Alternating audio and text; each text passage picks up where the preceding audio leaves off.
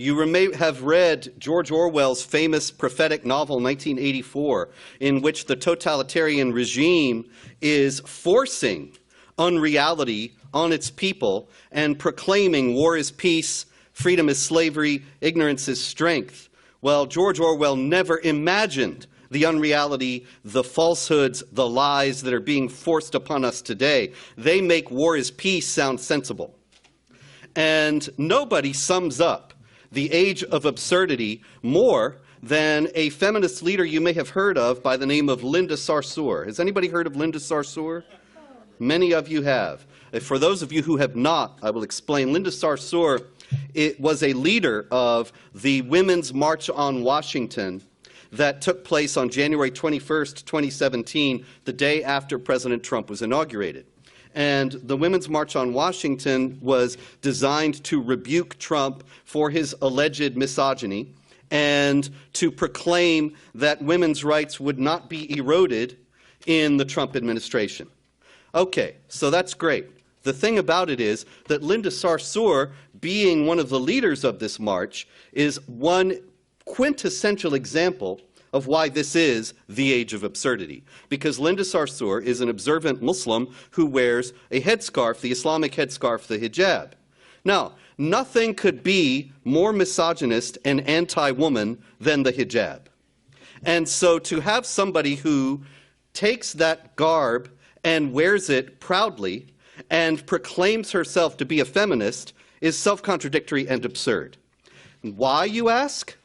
Because the hijab, the headscarf. Why do Muslim women wear the headscarf? Linda Sarsour will tell you, it's my choice and nobody else's choice, and nobody's going to tell me that I can't wear this. Fine. Okay, great. It's her choice. However, there is a thinking behind it.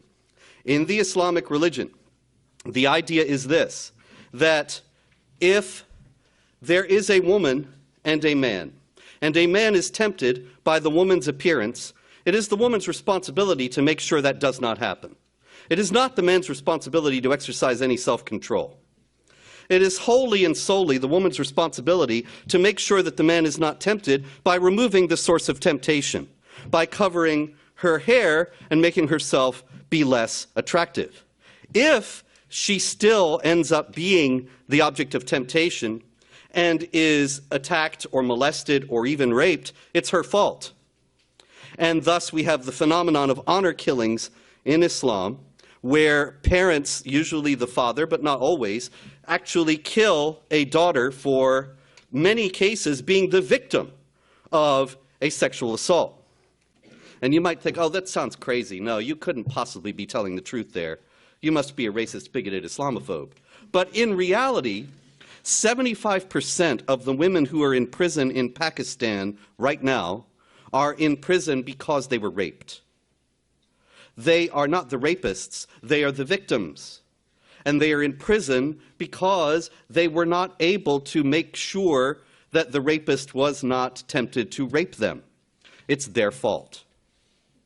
The whole idea of the hijab is that a man has no self-control and no responsibility for self-control at all. It's entirely on the woman, which is a very anti-woman, misogynistic concept.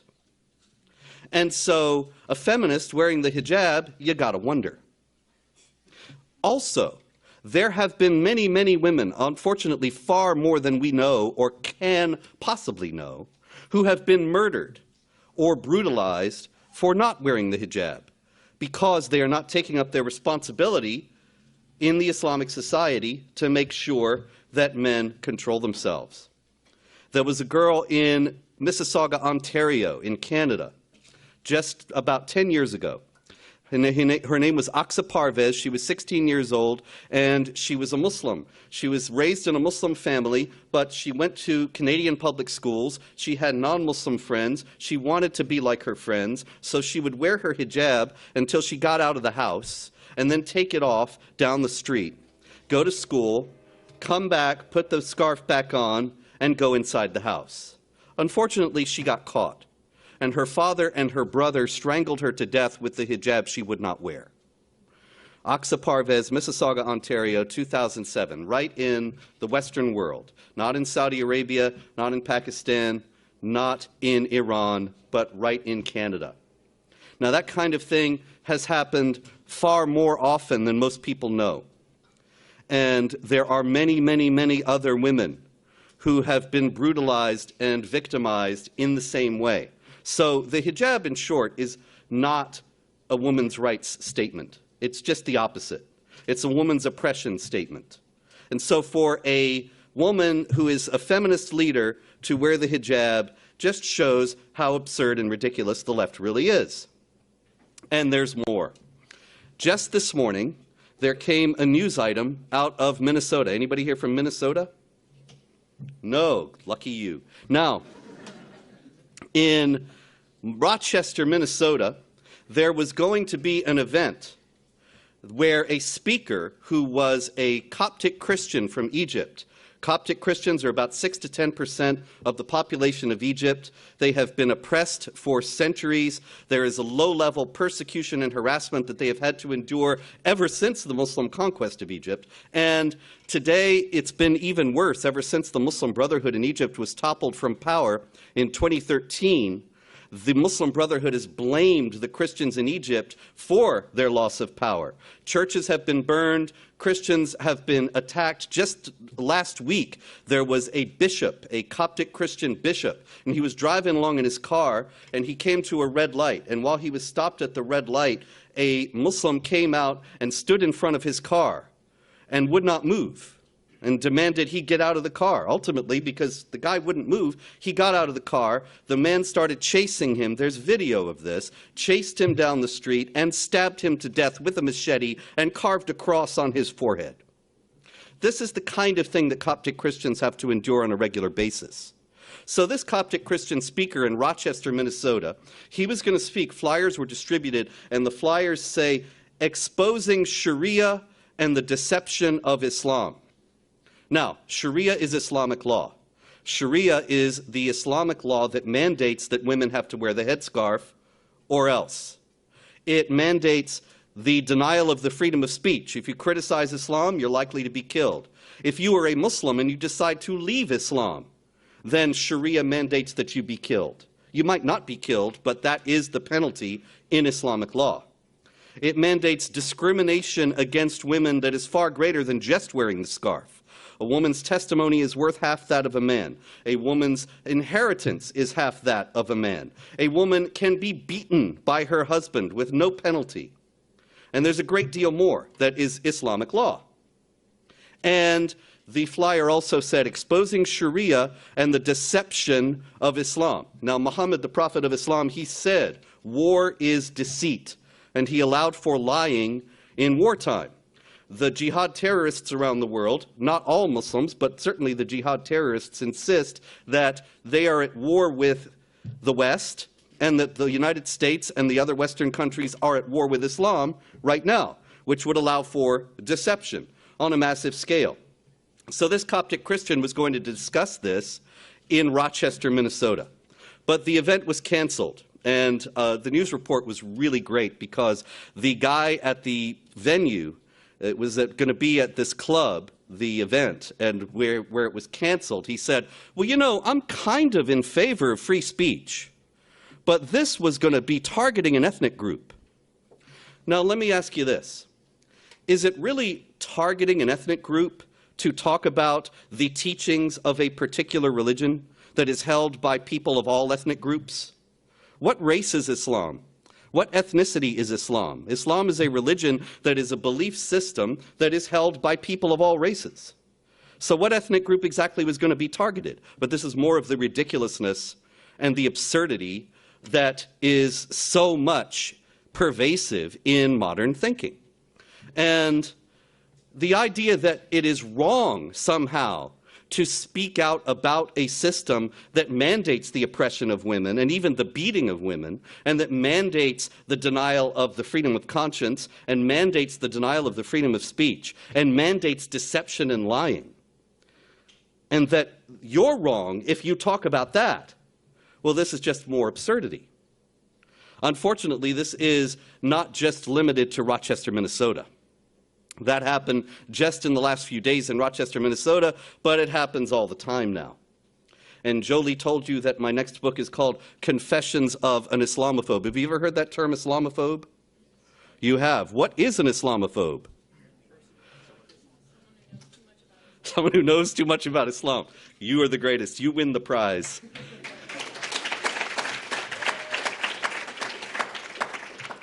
The whole concept of Islamophobia was invented in the 1990s, and it really took off after 9/11.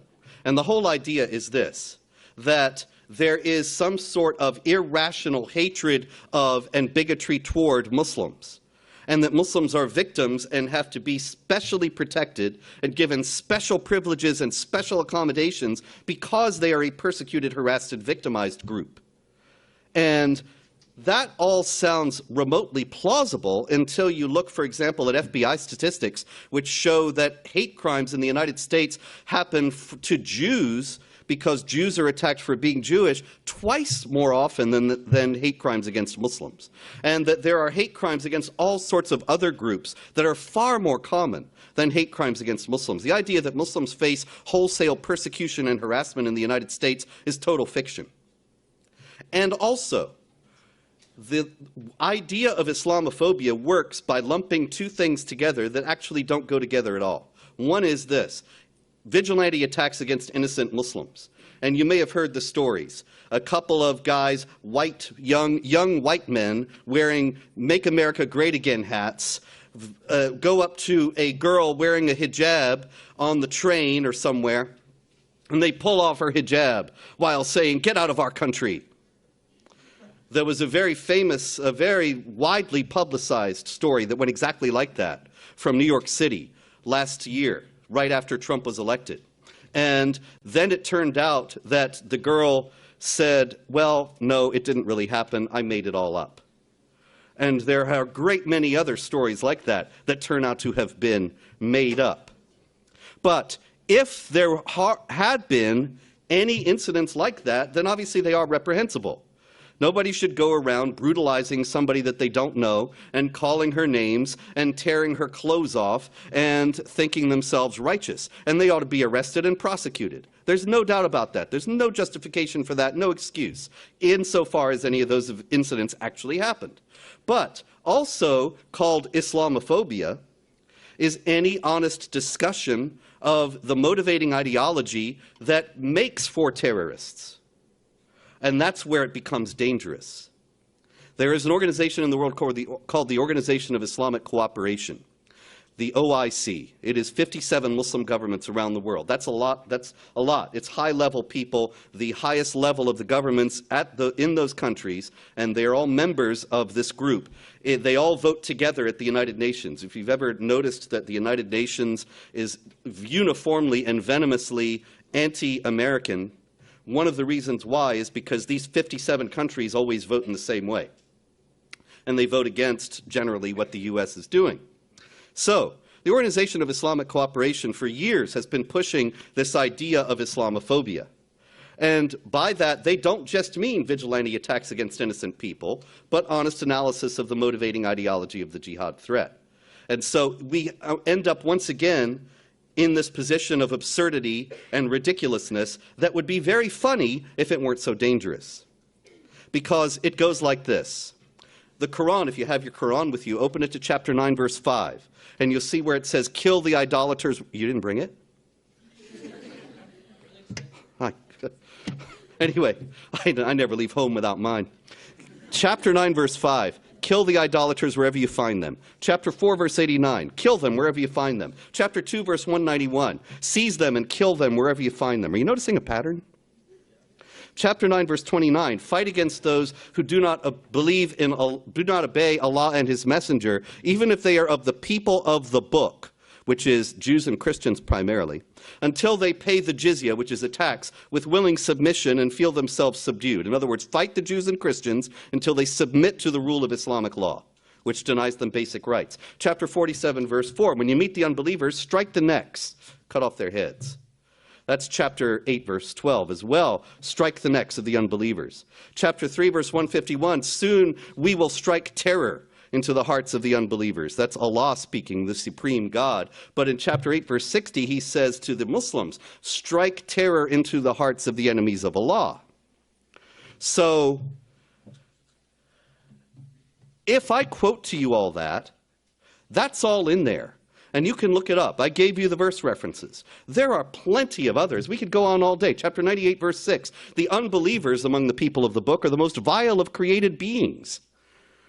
The most vile of created beings. That doesn't seem very nice. Chapter 48, verse 29. Muhammad is the apostle of Allah. Those who follow him are merciful to one another, but ruthless to the unbelievers. That's not quite love your enemies and pray for those who persecute you. So, what you got is a religion that is calling for believers to make war against unbelievers. And you can say, oh no, wait a minute, Spencer, you racist, bigoted Islamophobe. There is violence in the Old Testament as well. And I will tell you, find it. Yes, go look at it, and you'll see, yes, there is violence in the Old Testament. There's slavery. There's all sorts of terrible things. But both Jews and Christians who believe in those books as scriptures have, because the Jews believe that the temple was destroyed in 70 AD and that those things pertain to temple worship, they don't take slaves or wage war or do these other things that are in those passages any longer. They don't think that they apply to nowadays. And because Christians believe that Jesus Christ fulfilled the old law and set it aside, they don't take slaves or burn cities or do any of those things anymore either. What's more, those passages that are violent in the Hebrew scriptures actually never tell believers to go and imitate and do those same things. And even when Christians were being violent in the name of Christianity in the past, they never quoted those scriptures and said, well, you know, because the prophet Joshua burned this whole city down and killed everybody in it, and God told him to, therefore, we must burn this whole city and kill everybody in it. They were never considered to be prescriptions for behavior. They were just descriptions of other people's behavior. But the Quran is prescriptive, not descriptive. It prescribes behavior. And most Muslim scholars believe that the passages that are violent take precedence over other passages that are more peaceful and are valid for all time. So you got a religion that ain't quite a religion of peace. Now, the thing about the Organization of Islamic Cooperation is this. When I quote to you all that, then I have just committed Islamophobia. And it's hate speech, it's racism, it's bigotry, and it ought to be outlawed, and I ought to be fined and imprisoned and silenced forever. However, when an imam quotes it, when a Muslim cleric quotes exactly those same verses, the OIC says nothing. Because after all, it's the beautiful expression of one of the world's great Abrahamic religions. And it's just that absurd, you see. When I quote exactly the same things that an imam quotes, it's okay coming from him, but not from me. Why? Because I disapprove of it. Now, you might think, oh, no, that couldn't possibly be the case. You've got to be kidding, right? No. Riverside, California. Anybody from Riverside? Riverside, California, not long ago, in the Islamic center of Riverside, the Imam Ammar Shaheen. You heard of Ammar? You might run into him, though. He's right there. Ammar Shaheen, he was preaching a Friday sermon. Muslims have the big day on Friday, like Jews on Saturday and Christians on Sunday. And on Friday, there's the sermon during the noon prayers. And Ammar Shaheen was preaching, and he preached, "O Allah, count the Jews and destroy them one by one and annihilate them down to the very last one." You've heard sermons like that in your church, right? And so Ammar Shaheen did not know that there was videotaping going on.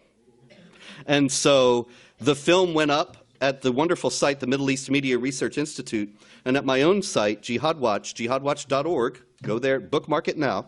Jihadwatch.org. I put up the video, and I put up some of the passages from the Quran that say that the Jews are the worst enemies of the Muslims, that's chapter 5, verse 82, and that they are accursed by Allah, that's chapter 9, verse 30, and that they are I quoted you before, the most vile of created beings, chapter 98, verse 6, and some others. That was all. I didn't make any other comments, just quoted the Quran. And so I got a notice, all the Jihad Watch posts go up on Twitter. I got a notice from Twitter. your post has been flagged for hate speech. And the post was, California Imam prays for the destruction of the Jews. Now, mind you, Twitter didn't flag Ammar Shaheen. That was okay. When he prayed, "Oh Allah, destroy the Jews," I don't know if it went up on Twitter, but I guarantee you if it had, they wouldn't have had any problem with it. The problem was my reporting on it. And not long after that, there was a Twitter hashtag. I don't usually go on Twitter, but I just happened to see this. You know those hashtags? You probably know far more about this than I do. They're these little phrases, right, that people say, make little comments on, right? You know what I'm talking about. Hashtags. So one of them said, "Confess your unpopular opinion." And I thought, well, I can't resist that. Sorry. So I went and I put in the little number sign. That's a hashtag, right? It's a number sign. But anyway, hashtag confess your unpopular opinion. And I wrote, "Islam is not a religion of peace, but has doctrines mandating warfare against unbelievers." And sure enough, I got another note from Twitter. "Your tweet has been flagged as hate speech." Now, meanwhile, there's this imam out there in Riverside, California, not in Saudi Arabia or Tehran, saying, "Oh Allah, count the Jews and destroy them one by one." That's not hate speech. You see, there was recently, actually a few years ago, there was an imam out of Saudi Arabia, and he had preached that jihad, the struggle to advance Islam, jihad is the smashing of skulls and the slitting of the throats of the unbelievers. Again, you've no doubt heard many sermons like that in your church, but in any case, jihad is the smashing of skulls and the slitting of the throats of the unbelievers. And he was going to go on a lecture tour in Great Britain. And he got in and spoke all around Great Britain. At the same time, I was going to go to Great Britain. And I got a letter saying, "You have said Islam has a doctrine of warfare against unbelievers, and therefore you are not allowed to come into Great Britain." And I am banned from Great Britain to this day. Now I ask you, do you think that that imam, Muhammad al-Arifi, who said jihad is the smashing of skulls and the spilling of the blood and slitting of the throats of the unbelievers, do you think that he thinks Islam has a doctrine of warfare against unbelievers? I think he probably does. And yet, he's of course for it. He thinks it's great. So he gets into Britain. I agree with him that Islam has a doctrine of warfare against unbelievers, but I don't really think that's a very good idea. And so I am banned from Britain. And this is, of course, yet more of the absurdity of the current age. Now it gets worse. And I know this is very cheerful, but it does get worse. Not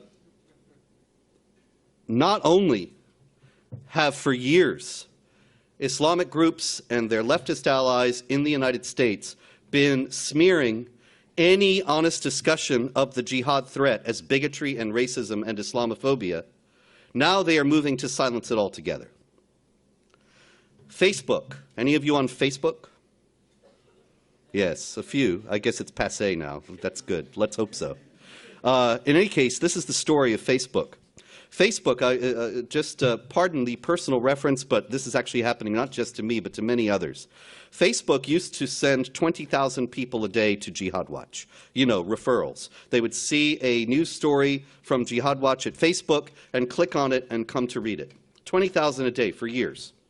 But in February, that dropped to 2,000 a day. I believe that's a 90% drop, but I'm not very good at math. And it has never recovered. It's been way down there low ever since. Why? Did 18,000 people who used to go to Jihad Watch every day suddenly think, you know, this is Islamophobic? Or did something else happen? I'll tell you what happened. Joel Kaplan, the vice president of Facebook, flew to Islamabad, Pakistan in July. He was not going on vacation. He was meeting with Chaudhry Nisar Ali Khan, the Interior Minister of Pakistan. And he assured Chaudhry Nisar Ali Khan that Facebook would remove all material that was critical of Islam. You might think, oh, that's unbelievable. Come on, that's way too far out. You racist, bigoted Islamophobe. Prove that. Well, it was reported by Turkey's Anadolu news agency. The Anadolu news agency is a perfectly reputable news agency, and it's not given to publishing fictions. And moreover, it published photographs of the meeting of Kaplan sitting there with Chowdhury Nisar Ali Khan. And what's most interesting is none of the Western media reported it. Not the New York Times, not the Washington Post, not CNN, not MSNBC. Nobody said a word. But meanwhile, Facebook is removing, by its own account, 288,000 posts that are hate speech every day. 288,000. Now, how do they decide what's hate speech? Well, they ask Chowdhury Nisar Ali Khan. And there's the problem. Because in Islamic law, Sharia, criticism of Islam is forbidden, and that includes any honest analysis of how jihad terrorists use the teachings of Islam to justify violence and terrorism. That means it all has to be silenced. So Facebook is gone, and like I say, it wasn't just my site that happened to, but many, many others like it. Google. For years, if you would Google the word jihad, jihad is a fundamental concept of Islam. It means struggle, and the primary struggle is the struggle against unbelievers to establish the hegemony of Islamic law, Sharia. Jihad, for years, I have this website, Jihad Watch. I've been doing it since way before you were born, right? 2003. And, oh, you're older than that? Anyway, at Jihad Watch, I track jihad activity, in all its forms in the United States and around the world. Every day of my life since October 2003. I know. Go see a movie, I know. But anyway, Jihad Watch would be the first thing that would come up if you search for jihad. Because it used to be that Google was very straightforward. You would search for something, and you would get something that was on the subject you searched for and was the most popular result. And it's a very popular site. So you search for jihad, you would get Jihad Watch, because it was the most on topic and popular.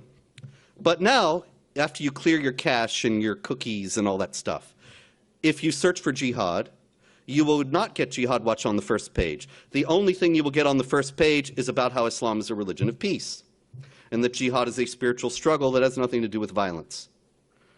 Why did that happen? Because there was an imam in Texas named Omar Suleiman, and Omar Suleiman contacted Google and he said, you know, you have a lot of racist, bigoted Islamophobia in your search results. And Google said, oh, heavens to Betsy, how can we fix that? And Omar Suleiman said, well, you know, I'm very busy, but I'll see if I can find time to help.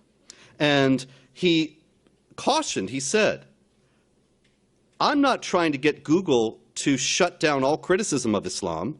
I'm just trying to get them to shut down racist, bigoted, Islamophobic trash. The catch there is that there really isn't anything that Omar Suleiman considers to be legitimate criticism of Islam. If there's anything that's remotely critical of Islam, then Omar Suleiman really thinks that it's racist, bigoted, Islamophobic trash. And it all has to go. And that means including honest counterterror analysis. And so it's gone. Now, the thing is that between them, Google, Facebook, YouTube, Twitter, all those social media giants, they have more control today over the means of communication than any totalitarian state ever had in the history of the world. You can talk about the Soviet Union, or Communist China, or Democratic Kampuchea, or North Korea today, or Hitler, any of them. And they wanted to control people's thoughts. They wanted to make sure that nobody committed thought crimes, but nobody had the power that Google and Facebook and YouTube and Twitter have today to do that. And so I applaud you all. You are all activists. You would not be here if you were not activists. And it's going to be tough because you are facing a very powerful, entrenched, ruthless, and evil foe. However, you do have one extraordinary weapon on your side, and that is the truth. What I've been talking about all this time is propaganda. It is propaganda that a feminist can wear the hijab and be a feminist, be in favor of women's rights. That is not the truth. It is propaganda. Propaganda being some ideas or thoughts that people who are powerful want you to have so they can control you more easily. It is propaganda that Islam is a religion of peace, and that any criticism of it is racist and bigoted and Islamophobic. These things are not true.